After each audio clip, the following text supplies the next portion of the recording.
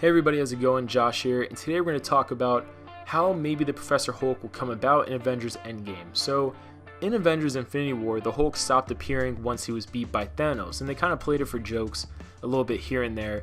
But all in all, it did bring up a huge issue, because if Bruce Banner can't get the Hulk to come out, which seemingly he had some level of control in the earlier Avengers movies, then how are you going to possibly help in defeating Thanos, at least in a physical sense?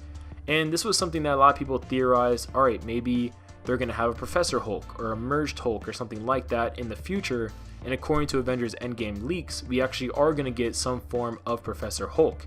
However, in the comics, there's more than one type of merger Bruce Banner Hulk type of dynamic, and one of them is Professor Hulk in the more traditional sense, where it's Hulk's body and Bruce Banner's mind, but that doesn't always come from a mutually agreement type of standpoint, where both of them are okay with the agreement of Bruce's mind using the Hulk's body.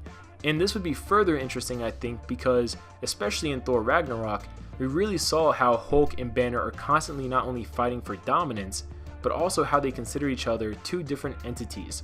They don't seem to consider themselves two halves of a whole, nothing like that. They very clearly consider themselves Bruce Banner is Bruce Banner, Hulk is Hulk. Neither one of them really likes the other in some sense.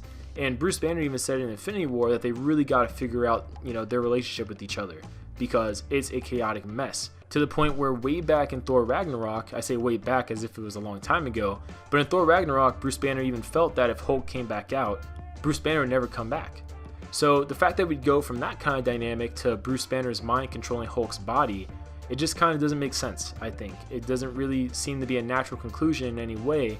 So that makes me ask the question, how would and why would Banner be able to control the Hulk's body yet retain his mind as Banner? And actually in the comics more recently, there's a type of Professor Hulk called Doc Green. And Doc Green appeared before the Incursions event, before the new Secret Wars that recently happened. And Doc Green was a byproduct of Bruce Banner tweaking the Extremis virus, allowing him to use the Hulk's body while still maintaining his mind. So pretty much Bruce Banner made these Extremis pills that were especially made that allowed him to control the Hulk persona without limitations, because in previous incarnations, when Banner got some sort of control over the Hulk, usually they kind of did a seesaw with it where, yes, he got control of the Hulk's body, but his strength level was weaker than the normal Hulk. But the Doc Green persona had none of the limitations, yet still Banner was in control. And this was theorized by Bruce Banner himself to maybe be what leads to the Maestro form in a different dystopian timeline. However, it would be really interesting to see that injected into Avengers Endgame, because it could be what allows Bruce Banner to become the MCU version of the merged Professor Hulk.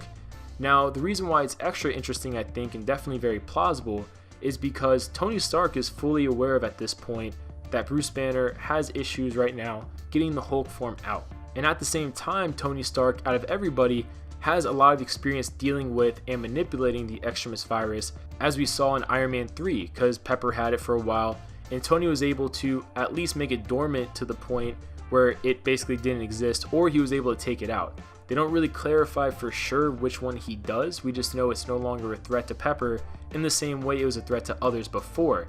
Now, Extremis in the MCU was a little bit different than it was in the comics. It had a healing factor property to it, but even beyond that, it made the user glow red and generate vast amounts of heat as it was used in different ways. And it kind of showed that different people had different levels of control with it. Some people didn't have a lot of control and ended up exploding. Others, such as Killian, had a lot of control with it to the point where they could breathe fire, for example, and do things like that. And it allowed him to basically mow down a whole bunch of Iron Man armors effortlessly, because he was so hot he basically melted right through them. But if applied to the Hulk, not only could this be how we get Professor Hulk, but it could be how we get the MCU version of the Red Hulk.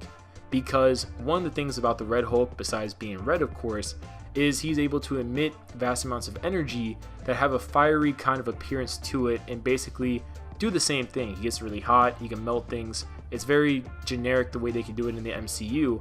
But I think it'd be very interesting if this is how, in Avengers Endgame, we get Professor Hulk, and then maybe a certain moment with the Extremis virus, something happens, maybe Hulk gets too upset, whatever, and we get a version of the Red Hulk. Because we know they wanted to do different versions of the Hulk beforehand, but they decided to backpedal on that. And what I mean by that is, originally in Age of Ultron, we were going to get the Grey Hulk. And the reason why we get the Grey Hulk was when Scarlet Witch was doing her stuff, the way it was going to affect Banner's mind was going to bring out the Grey Hulk persona, but Joss Whedon decided to take it out because he felt it would be a little too confusing for viewers not too familiar with the Hulk's mythology and different personas. But I really doubt the Russo brothers have the same type of things preventing them to go all out, considering this may be the last time we get to see the Hulk, so I'm sure if they have the opportunity to do it, they're going to take advantage of that. And also it would be a perfect way to tie in Iron Man 3 into Avengers Endgame, as the Russo brothers said they were attempting at least to tie in all the previous films into Infinity War and Endgame. So comment your guys' thoughts. What do you guys think about this? If the Hulk used the Extremis virus, would that be something you're up for? Technically it did happen in the comics, so it's not coming out of nowhere, and I will see you guys later.